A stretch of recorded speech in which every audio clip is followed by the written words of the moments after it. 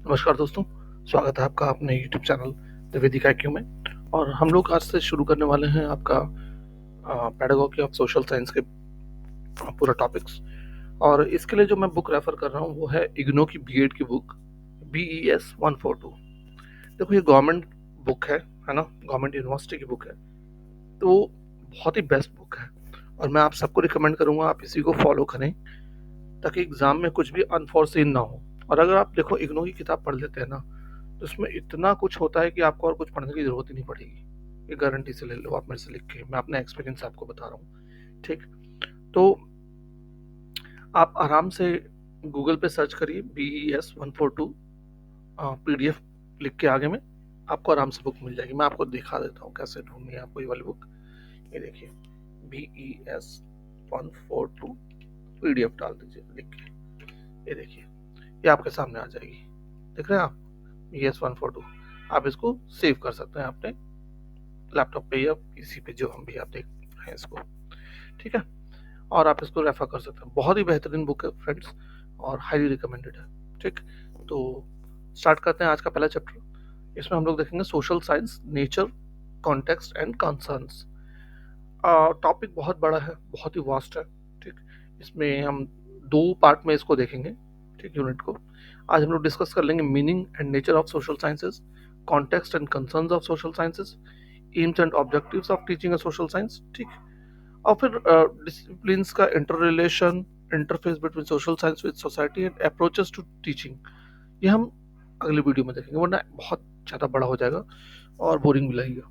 इस चलते पार्ट मैं आपको कर रहा हूँ, और उनके लिए भी सहायक रहेगा जो ये बेसिक चीज़ें जानते हैं तो वो स्किप भी कर सकते हैं, और जो नहीं जानते हैं, बिल्कुल पहली बार से देख रहे हैं, तो उनके लिए तो बहुत ही बढ़िया है। ठीक है, आइए तो स्टार्ट करते हैं अपना chapter, meaning and nature of social science. देखिए सोशल साइंस बहुत ही वास्ट टर्म है ना। सोशल साइंस में हम क्या क्या कॉन्सेप्ट पढ़ते हैं? हम पढ़ते हैं कल्चर के बारे में, ट्रेडिशन के बारे में, लाइफस्टाइल के बारे में, प्लेस एंड इन्वायरमेंट के बारे में, पावर एंड अथॉरिटी के बारे में, गवर्नेंस, इकोनॉमी, सिविक सेंस, ये सब हम लोग देखते हैं सोशल साइंस में, है ना। और सोशल साइंस जो है फिजिकल साइंसेस से बिल्कुल अलग है। फिजिकल साइंस मतलब क्या? फिजिक्स, केमिस्ट्री, बायोलॉजी, या फिर आपका मैथमेटिक्स भी आ जाता है फिजिकल साइंसेस में।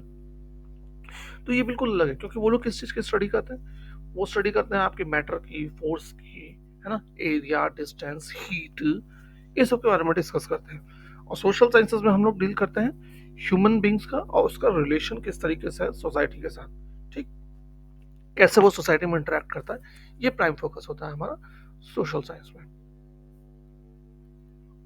ठीक है, अब सोशल साइंस में कौन कौन से डिसिप्लिन हैं हम सब जानते हैं। हिस्ट्री है, ज्योग्राफी है, political science, economics, sociology, psychology, anthropology, culture studies, public administration, और भी हैं। ठीक है, इनमें से ज़्यादातर आपको जो +2 के लेवल पे है वहाँ तक तो पढ़ना नहीं है, लेकिन जैसे ही आप कॉलेज में एंटर करते हो तो आप देखते हो ये इंडिपेंडेंट फील्ड हो जाते हैं।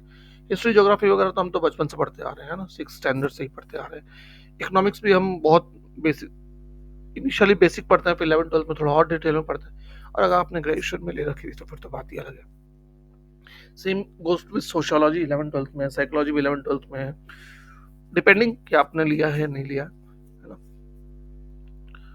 तो मेन जो है सेकेंडरी और यूनिवर्सिटी लेवल पे इन सब्जेक्ट्स को डिटेल में पढ़ाया जाता है। ठीक, इंडिपेंडेंटली।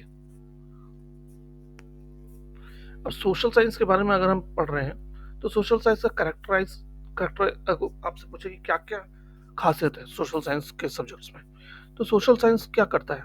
कंसर्न है ह्यूमन रिलेशनशिप्स में, है ना। ह्यूमन,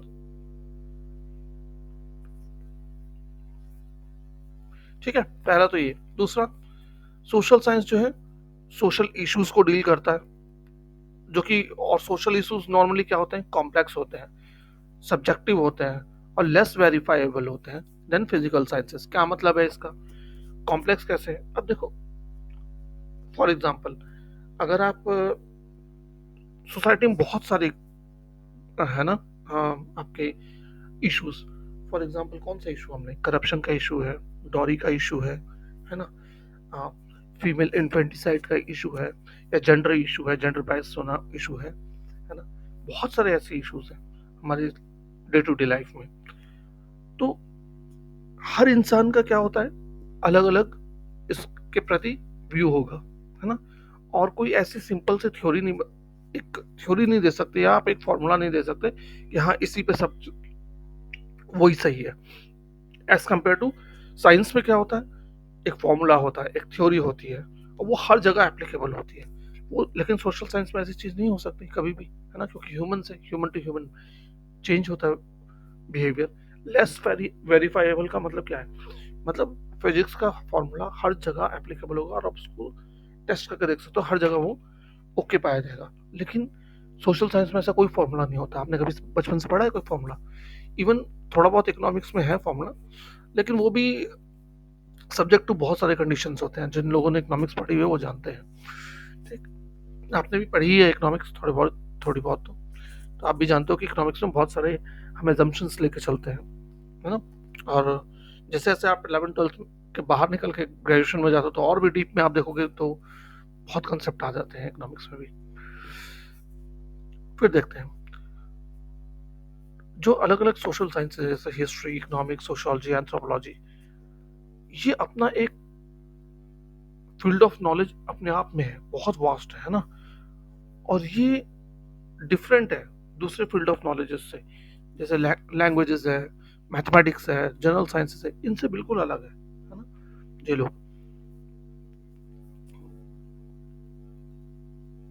अब सोशल साइंसेस के जो है किसी प्रॉब्लम को या किसी चीज को अप्रोच करने का, स्टडी करने का मेथड इंटायरली डिफरेंट है ना, as compare to others others, है ना। कुछ जो आपके मेथड्स अडॉप्ट किए जाते हैं सोशल साइंसेस में, वो कौन कौन से, हिस्टोरिकल होगा या थीमेटिक होगा, पार्टिसिपेटरी होगा, नॉन कोर्सिव, है ना। अगर आप नॉन कोर्सिव का मतलब क्या है, आप किसी के साथ जबरदस्ती नहीं कर रहे हो। क्यों? क्योंकि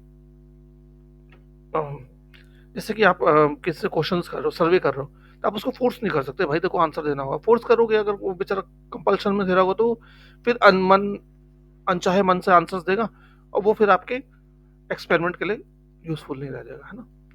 क्वाजी एक्सपेरिमेंटल ऐसे मेथड हम यूज करते हैं। अच्छा, अब देखो सोशल साइंस पढ़ने का क्या मकसद है, हम क्या चाहते हैं सोशल साइंस में? हम चाहते हैं कि जो हमारे सिटीजन्स हैं, है ना, या जो स्टूडेंट्स हैं, फ्यूचर सिटीजन्स बनने वाले हैं, जो फ्यूचर क्या हो तो प्रेजेंट में भी सिटीजन है, लेकिन वो एक अच्छे सिटीजन बने, है ना। उनसे एक्सपेक्ट किया जाता है कि वो गुड वैल्यूज रखें, है ना। इसलिए उनको वैल्यूज सिखाई जाती है सोशल साइंस के माध्यम से। उनको सारा का सारा नॉलेज दी जाती है जो भी सोसाइटी में है, ताकि वो आगे चल के एक परफेक्ट सिटीजन बने और सोसाइटी को अच्छे से ग्रो करा सके। Social sciences are primarily interdisciplinary in nature, है ना। ऑब्वियसली बात है, कोई एक आइसोलेशन में नहीं है। हिस्ट्री है, ज्योग्राफी पे भी डिपेंडेंट है। ज्योग्राफी अगर हम पढ़ते हैं तो ज्योग्राफिकल हिस्ट्री भी पढ़ते हैं हम, है ना, कि ये कैसे बना था, क्या पढ़ा, ये कोई पहाड़ था तो पहाड़ कैसे बना, क्या हुआ था, है ना। तो एक दूसरे पे डिपेंडेंट है ना। फिर हम हिस्ट्री में पॉलिटिकल सिस्टम पढ़ते हैं ना, देखते हो आप पुराने जमाने में कैसा पॉलिटिकल सिस्टम था, इकोनॉमी कैसी थी, सोशल लाइफ कैसी थी। ये सब इंटरडिसिप्लिनरी रहता है सोशल साइंस, ठीक। सोशल साइंस क्या करता है हमें, plurality in thinking in understanding an issue. मतलब अगर कोई इशू है तो हम उसको सिर्फ एक ही नजरिए से नहीं देखते हैं, है ना। एक ही हमारा व्यू नहीं होता है। फॉर एग्जांपल अगर कोई इशू है तो हम उसको यही नहीं कहेंगे कि हम सिर्फ और सिर्फ एक इकोनॉमिक व्यू से देखेंगे, हाँ अरे इसमें कितना फायदा हो रहा है, कितना घाटा हो रहा है, ऐसा नहीं हम देखते। हम उसमें सोशल कॉज भी देखेंगे, ठीक है ना। देखो अब जैसे आपको सब्सिडी देती है गवर्नमेंट, तो गवर्नमेंट अगर इकोनॉमिक वैल्यू से देखे तो वो कहेगी अरे यार हमें तो घाटा हो रहा है, बंद कर दो इकोनॉमिक इनको सब्सिडी देना। बट वो जायज नहीं है ना। और अब सब्सिडी अगर हटा देगा तो बेचारा गरीब आदमी नहीं अफोर्ड कर पाएगा उस चीज को, फिर वो और गरीब हो जाएगा।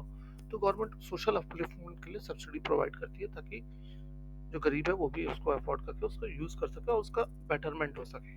देखो गवर्नमेंट जो है वो किस लिए है, आपके बेटर करने के लिए, है ना, आपको बेटर बनाने के लिए। इसलिए नहीं है कि आपसे लूट ले, टैक्स लूटे और टैक्स भर ले लेके बस डेवलपमेंट कर दे और आप जाए भाड़ में, ऐसा नहीं है। हमारे कॉन्स्टिट्यूशन में भी लिखा हुआ है कि सोशल वेलफेयर सबसे ज्यादा इम्पोर्टेंट है, ठीक है। As compare to economic causes. आप पढ़ा ही है आपने पहले, तो आप 11th में पढ़ रखा है सारा कुछ, तो मैं कोई यहाँ पे एलाबोरेट करने की जरूरत नहीं वो पॉलिटिकल चीज को। ठीक। Social sciences aim at making a sensitive, reflective and informed human being, है ना। हम चाहते हैं कि हमारे जो पढ़ लिख के बच्चे बाहर आए वो इन्फॉर्म्ड हो, उनको सब पता हो चीजों के बारे में, वो जान सके, सेंसिटिव हो, है ना। काफी है। ठीक। अब context and concerns of social science. What are the context of social sciences? सबसे पहले हम पढ़ेंगे सोशियो कल्चरल कॉन्टेक्स्ट। देखो इंडिया कैसे प्लूरलिस्टिक सोसाइटी है। देखो ये चैप्टर बहुत इंपॉर्टेंट है, पहला ही चैप्टर है। आपको थोड़ा बोरिंग भी लग रहा होगा, आप सोचोगे यार बड़ा बोरिंग सा सब्जेक्ट है। मैं मानता हूँ बट बोरिंग है, बट क्या करोगे, एग्जाम में है तो देना ही है। और यहाँ से ना ऐसे ऐसे वर्ड्स है ना, अगर आप थोड़ा सा मिस कर दोगे तो आप वहां पे मिस कर जाओगे। आपको लगेगा आता है बट मिस कर जाओगे कई क्वेश्चन यार। ठीक है। जैसे प्लूरलिस्टिक सोसाइटी है इंडियन सोसाइटी, है ना। क्या मतलब है? यहाँ पे बहुत सारी लैंग्वेजेस हैं, रेसेस हैं, रिलीजन है, बिलीफ सिस्टम, ट्रेडिशन है इंडिया में, नहीं। यहाँ पे कास्ट सिस्टम की हायरार्कीज है, इकोनॉमिक डिस्ट्रीब्यूशन आप लोग देख लो, आप टोटली अनइवन है, पॉवर्टी कितनी ज्यादा है, जेंडर डिस्क्रिमिनेशन है, अनइक्वल एक्सेस टू एजुकेशन है। Unequal to access to education कैसे? कुछ तो बहुत रिच स्कूल्स में पढ़ रहे हैं, कुछ गवर्नमेंट स्कूल्स में पढ़ते हैं। ऐसा नहीं गवर्नमेंट स्कूल्स बुरे हैं, बट फिर भी अंतर तो है ही ना। आप देखो जो माहौल का अंतर आ जाता है ना, एनवायरनमेंट का। जो इंग्लिश मीडियम स्कूल में पढ़ रहे हैं वो लगातार इंग्लिश ही बोलते हैं, है ना, as compare to government school में उतना नहीं ध्यान देते हैं। ये प्रैक्टिकली के बोल रहे हैं, वैसे नहीं बोल रहे हैं। तो अंतर तो है ही ना। रूरल और अर्बन में डिफरेंस आपको दिख जाएगा, है ना। तो ये सब कितने सारे डिफरेंस है। Apart from that regionalism, ethnic diversity, ये सब बहुत इश्यूज हमारी सोसाइटी में। एससी है, कोई एसटी है, कोई ओबीसी है, माइनॉरिटी है, वुमेन के इश्यूज, दुनिया भर के इशू हम रोज देखते रहते हैं। तो ये सब इशू हम कहाँ कैसे सॉल्व करें, क्या करें इनका? हम सोशल साइंस में ही पढ़ते हैं इनके बारे में, है ना। और जो दूसरी तरफ जो कॉन्स्टिट्यूशनल गोल्स है हमारे, डेमोक्रेसी, सेकुलरिज्म, सोशलिज्म, ये सब भी हम पढ़ते हैं सोशल साइंस के थ्रू ही, है ना। फिर हम अपने कल्चरल हेरिटेज के बारे में भी सोशल साइंस के थ्रू पढ़ते हैं। जैसे कि हमारे कल्चरल हेरिटेज, कल्चरल जो हेरिटेज का क्या कवर करता है, literature, art, music, philosophy, architecture, even science, mathematics, astronomy, astrology, medicine वगैरह, है ना। ये हमारा कल्चरल हेरिटेज है। ये सब के बारे में भी हम पढ़ते हैं, पास्ट में क्या था और अब क्या है ना? फिर लर्नर कॉन्टेक्स्ट के बेस पे बहुत इंपॉर्टेंट है। लर्नर कॉन्टेक्स्ट का क्या मतलब है कि आप जितने भी करिकुलम फ्रेम किए जाते हैं या पेडागॉगिक ट्रांजैक्शन है, आप किस तरीके से उनको पढ़ाओ, है ना, बच्चों को। तो ये डिपेंड करता है लर्नर का किस तरीके का सोशो कल्चरल बैकग्राउंड है ना। उसका कॉग्निटिव लेवल कैसा है, इमोशनल स्टेट कैसा है, फिजिकल डेवलपमेंट कैसा है उसका। ये सब चीजें कंसिडर की जाती हैं करिकुलम बनाते समय, ठीक है। और उसकी बैकग्राउंड कैसा है, उसका इंटरेस्ट कैसा है, क्रिएटिविटी कैसी हो सकती है, तो ये चीजें भी ध्यान में रखी जाती हैं, ठीक। फिर हम ये भी ध्यान में रखते हैं कि उस पर स्ट्रेस ना आए, है ना, करिकुलर लोड, एग्जामिनेशन स्ट्रेस ना उसमें आए। Context of change and development in education. अब देखो रोज कितने सारे इकोनॉमिक, पॉलिटिकल, टेक्नोलॉजिकल चेंजेस होते रहते हैं आपकी सोसाइटी में। आप देखते ही हो रोज नया मोबाइल आ जाता है, कुछ ना कुछ पॉलिटिकल न्यूज रोज चेंज होती रहती है। इतनी आप न्यूज देखो तो पॉलिटिकल कितना न्यूज ऊपर नीचे होती रहती है रोज, है ना। आप देखते ही होंगे इकोनॉमिक चेंजेस कितने आते रहते हैं, कोई ना कोई इकोनॉमी में कभी ऊपर जा रही है, कभी नीचे जा रही है, रोज हर हफ्ते ही चेंज होता है। अब देखो इतने सारे चेंजेस अगर हो रहे हैं तो ऑब्वियस सी बात है एजुकेशन भी चेंज होगा सोसाइटी में, है ना। उस चीज को मीटअप करने के लिए कंटिन्यूस चेंज होता रहता है। और आप देख लो आपके बचपन से लेके अब तक एजुकेशन में कितना सारा चेंज हो चुका है। हम कहा किताब से पढ़ते थे, टीचर्स पर डिपेंडेंट थे, अब नेट आ गया है।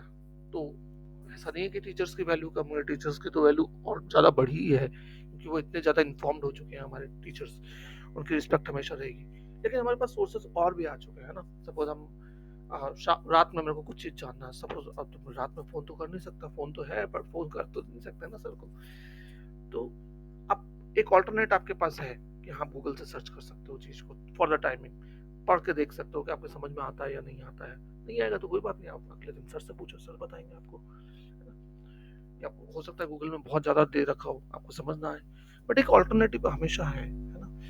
तो जब इंडिया ने एलपीजी रिफॉर्म्स की तरफ मूव किया था, एलपीजी मतलब लिबरलाइजेशन, प्राइवेटाइजेशन, ग्लोबलाइजेशन और मॉडर्नाइजेशन, ठीक है।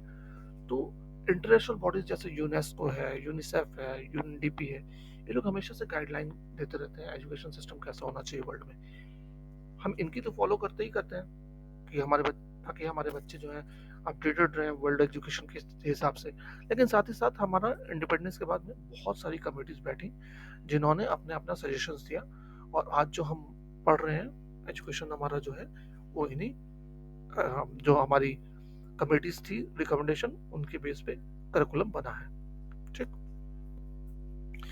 अब क्या क्या कंसर्न्स है सोशल साइंसेस के लिए? सबसे पहला कंसर्न है balancing between main stream knowledge and local knowledge. अब देखो, मेन स्ट्रीम नॉलेज हमेशा से पढ़ाई जा रही है आपको, है ना, स्कूल करिकुलम में ही होती है। बट जो बच्चा पढ़ रहा है उसका वो कैसे सीखता है, उसको लोकल नॉलेज ज्यादा पता होती है। फॉर एग्जाम्पल, अगर आप उसको पढ़ा रहे हो, मैं अपनी सिटी की बात कर रहे हैं, आप अपने सिटी में हर सिटी में इंडिया में कहीं ना कहीं हिस्टोरिकल मॉन्यूमेंट होता ही होता है। तो फॉर एग्जाम्पल दिल्ली की बात कर लें या आगरा की बात कर लें, है ना। अगर मान लो आगरा में कोई टीचर है, वो पढ़ा रहे हैं ताजमहल के बारे में, तो आप उसको कह सकते हो कि हाँ भाई जाओ, जाके ताजमहल देखो, वहाँ देख के आओ, क्या तुमको अलग नजर आता है, वहाँ पे क्या मिलता है, वहाँ जाके पता करो, वहाँ हिस्टोरिकल देखो, हिस्ट्री के बारे में और जानो, किसी से पूछो जा करके वहाँ पे, है ना। तो इससे क्या होगा, और बच्चे क्या होते हैं जो, है ना, लोकल नॉलेज उनको ज्यादा होती है ना, वहाँ का कल्चर कैसा है, वो सुनते आते हैं अपने पूर्वजों से भी कि यहाँ पे ये होता था, वो होता था, उस जमाने में ऐसा हुआ था, उस जमाने में ऐसा हुआ था। तो उनको लोकल नॉलेज काफी अच्छी होती है as compare to mainstream knowledge.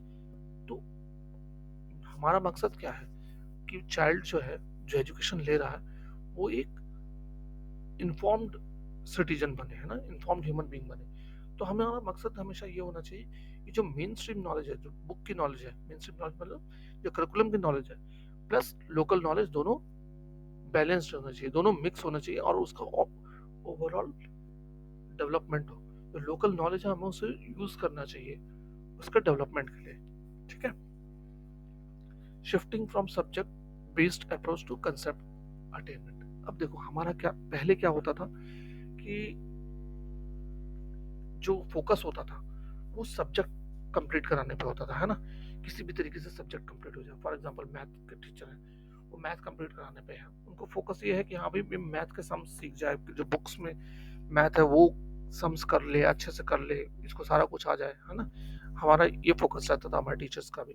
English वाले टीचर है, उनका क्या फोकस है, हाँ भाई जो सब्जेक्ट्स दे रखे हैं वो पढ़ ले, उसके पीछे जो क्वेश्चंस हैं वो आंसर्स लिख ले, अपने से लिख ले, या टीचर जो लिखा रहे हैं वो उसको अच्छे से आ जाए, ये मकसद रहता था। अब फोकस किया जा रहा है कि यार आप ये चीज छोड़ दो, कंसेप्ट क्लियर होना चाहिए बंदे का बिल्कुल। जैसे मान लो फिजिक्स पढ़ रहा है, फिजिक्स में ही उस ग्रेविटी पढ़ता है मान लो, तो उसको ग्रेविटी का कॉन्सेप्ट बिल्कुल क्लियर होना चाहिए, उसको ये नहीं होना चाहिए, उसको कोरिलेशन बैठाना आना चाहिए, है ना, कि ग्रेविटी का कोरिलेशन किस तरीके से दूसरी चीजों से भी है, सेंट्रीफ्यूगल फोर्सेस से कैसे है, सेंट्रीपिटल फोर्सेस से कैसे है, या फिर हिस्ट्री में ही देख लो आप, अगर आप हिस्ट्री के स्टूडेंट हो तो हिस्टोरिकल में देखो, अगर कोई पढ़ रहा है सल्तनत काल, तो उसको पता होना चाहिए कि उससे पहले सल्तनत काल से पहले क्या चल रहा था इंडिया में, है ना, कॉन्टेम्पररी टाइम पे क्या चल रहा था, सल्तनत काल के बाद में क्या चला। तो ये चीजें उसको पता होना चाहिए, उसका पूरा कंसेप्ट क्लियर होना चाहिए। ये नहीं कि सिर्फ सल्तनत काल थोड़ा सा रट के उसका खत्म हो गया, या मुगल पीरियड थोड़ा सा पढ़ के उसका खत्म हो गया। उसका देखना चाहिए कि उसका कॉन्सिक्वेंसेस क्या रहा अगली, आगे मॉडर्न इंडिया, जब मॉडर्न हिस्ट्री शुरू होती है तो उसका क्या इम्पैक्ट रहा, और मुगल एरा से पहले जो था तो मुगल एरा पे उसका क्या असर रहा। तो पूरा कंसेप्ट क्लियर रहना चाहिए उसको, ठीक है। ये नहीं कि टूटा फूटा पढ़ लिया, छोटा मोटा थोड़ा बहुत जान गए, वो चीज नहीं होनी चाहिए, ठीक।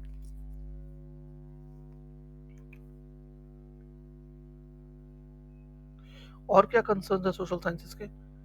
लर्नर प्राइम फोकस हो गया, पूरा फोकस अब लर्नर सेंटर्ड हो गया, है ना, कि वो सीखे, जाने चीजों को, ये नहीं कि टीचर सेंटर्ड कि हाँ हमें तो कोर्स खत्म करना है। Strong bond between school knowledge and knowledge available in the community, वही जो हमने बात किया, लोकल नॉलेज और मेन स्ट्रीम नॉलेज को बॉन्ड बनाना है हमें, ठीक।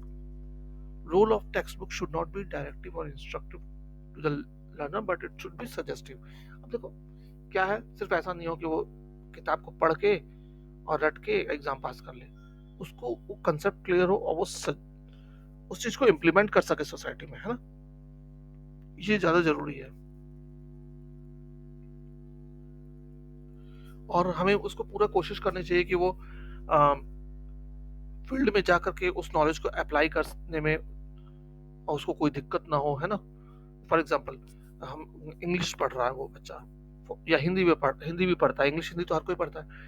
अब ऐसा ना हो कि सिर्फ वो इंग्लिश हिंदी पढ़ा, 10वीं तक भी पढ़ चुका है, 12वीं भी कर चुका है, लेकिन उसको बोल दिया जाए भाई छोटी सी एप्लीकेशन लिख दे, बैंक मैनेजर को लिखनी है या कहीं और लिखनी है एप्लीकेशन, 50 जगह लिखनी होती है एप्लीकेशन सोसाइटी में, है ना, आप जानते हो, तो वो लिख ही ना पाए। ऐसी चीज नहीं होनी चाहिए, है ना। और सोशल साइंस से जो है बंदे को बहुत कुछ नॉलेज मिलती है, वो समझता है चीजों को, इक्वालिटी किसको कहते हैं, जस्टिस कैसे होता है, इगैलिटरिज्म, इगैलिटरिज्म का मतलब है सब इक्वल है ना, ये इक्वालिटी जैसे ही है। तो ये चीजों का कॉन्सेप्ट जब वो पढ़ता है तो वो उन चीजों को अप्लाई भी करता है धीरे धीरे अपने बिहेवियर में। ठीक।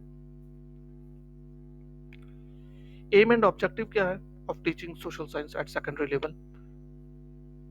To be good and active citizens, obviously बात है, उनको सिखाना। To understand the society they live in, obvious बात है, सोसाइटी जिस सोसाइटी में रह रहा है उसके बारे में ही हम उसको सिखा रहे हैं। हम उसको सिखा रहे हैं इकोनॉमिक क्या होता है, पॉलिटिकल साइंस, पॉलिटिकल फील्ड में क्या क्या चीजें हैं वो पढ़ रहे हो आप पॉलिटिकल साइंस के थ्रू, है ना। ज्योग्राफी के बारे में पढ़ते हो आप, पूरा ज्योग्राफिकल फीचर्स पढ़ाया जाता है आपको। फिर आपको सोसाइटी में कौन से सोशल कल्चरल इकोनॉमिक फोर्सेस हैं, ऑपरेट हो रहे हैं, वो भी सिखाया जाता है धीरे धीरे। अगर कोई सोशल सिस्टम में कुछ प्रॉब्लम है तो उसको किस तरीके से इंक्वायर करे, जज करे, क्रिटिसाइज करे, ये भी बताया जाता है ना। और जो हमारे कॉन्स्टिट्यूशन ने हमें हम वैल्यूज दी हैं, सेकुलर, सोशलिस्ट, डेमोक्रेटिक, रिपब्लिक, उनको वो क्या करे, वैल्यू करे, है ना, इंश्राइन करे उन चीजों को, अप्रिशिएट करे अपने कल्चर को, ट्रेडिशन को, वैल्यू सिस्टम को। और साथ में हम उसको ये भी सिखाते हैं यहाँ भी, क्योंकि वो मल्टीपल कल्चर के बारे में पढ़ता है, तो उसको ये भी सिखाया जाता है हाँ हमें दूसरे कल्चर और ट्रेडिशन को रिस्पेक्ट करना है, ताकि वो हमारी भी कर सके, है ना। तो म्यूचुअल रिस्पेक्ट देना है। और पढ़ लिख के वो एक्टिव और पार्टिसिपेटिव मेंबर बन सके सोसाइटी का, ऐसा ना हो उसको कुछ पता ही नहीं है। ये भी मकसद होता है हमारा, है ना। सोशल साइंस का मतलब है, सोशल साइंस आपको बचपन से सिखाया जा रहा। आप सिविक्स पढ़ते हो, पॉलिटिकल साइंस पढ़ते हो, तो आपको कितना कुछ पता है ना। आपको पता है इलेक्शन कैसे होता है, राज्यसभा क्या है, लोकसभा क्या है, वहाँ क्या क्या फंक्शंस होते हैं, क्या क्या चीजें होती है, बिल कैसे पास होता है, मनी बिल क्या होता है, कितनी सारी चीजें हैं। अगर एज कम्पेयर टू अचानक आपको कोई पूछ दे तो आपको पता रहता है। ऐसे ही हिस्ट्री, आप कहीं जाते हो, मान लो ताजमहल घूमने गए, वहां बात हो शाहजहां ने बनाया था, मुमताज के लिए बनाया था, तो आपने पढ़ा हुआ है ना शाहजहां कौन था, कुछ तो पढ़ा हो, मान लो बहुत ज्यादा डिटेल नहीं जानते पर थोड़ा बहुत तो जानते हो ना, किसका बेटा था, कौन था, कौन से साल में था, साल भी याद ना हो बट एक कुछ तो आइडिया है आपको, है ना। बिल्कुल जीरो नहीं रहोगे। और मेन मकसद क्या है कि to work for overall peace and goodness of the society. पढ़ा लिखा बंदा होगा, सोशल चीजों के प्रति इतना सेंसिटिव उसको किया जाता है कि वो ओवरऑल पीस और गुडनेस के लिए वर्क करे सोसाइटी की। ठीक। अब discipline of social sciences and their inter relationships, या तो हम अभी कर लें या तो फिर अगले चैप्टर में करें, अगले वीडियो में करें। एक सेकंड में देख लो कितनी देर का वीडियो हो चुका है, पता नहीं चल रहा है। आई थिंक मैं इसको यहीं पे रोक देता हूँ, है ना। अब हम अगले वीडियो में देखेंगे discipline of social sciences and their inter relationships. ठीक। तो थैंक्स फॉर वॉचिंग। अगर चैनल पर पहली बार आए तो प्लीज़ लाइक और सब्सक्राइब जरूर करें और फॉलो करें हमें अपने सारे लेक्चर्स के लिए। जय हिंद।